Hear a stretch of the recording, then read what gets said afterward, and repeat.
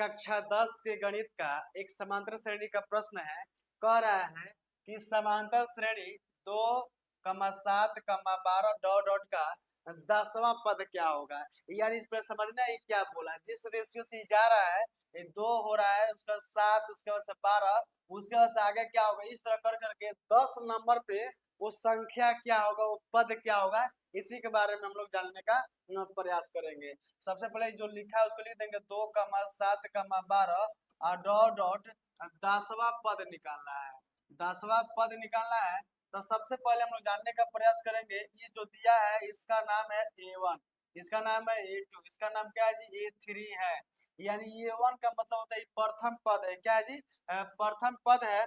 यानी तो हम लिख सकते हैं क्या कि A बराबर 2 है और D निकालना है। तो डी निकालने के लिए, यानी डी का मतलब होता है सार्वंतर होता है, सार्वंतर मतलब डी होता है। यानी इसका फॉर्मूला होता है कि दूसरा पद में से पहला पद को क्या करेंगे जी, घटाएंगे।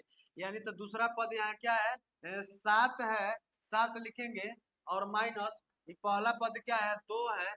तो 2 जब लिखेंगे तो 7 में से 2 जाएगा तब 5 हो जाएगा। अगर जब समांतर श्रेणी में है तो आगे बढ़ने की जरूरत नहीं है, बस ए बराबर 2 हो जाएगा, डी बराबर क्या हो जाएगा जी, 5 हो जाएगा। एन का संख्या दिया है, एन मतलब 10वां पद मतलब होता है पदों की संख्या कितना है, 10। 10 लिख लेंगे। और 10वां नंबर निकालना है, इसका फॉर्मूला होता है कि एनवा बराबर ए प्लस एन माइनस 1 इंटू क्या होता है जी, डी होता है।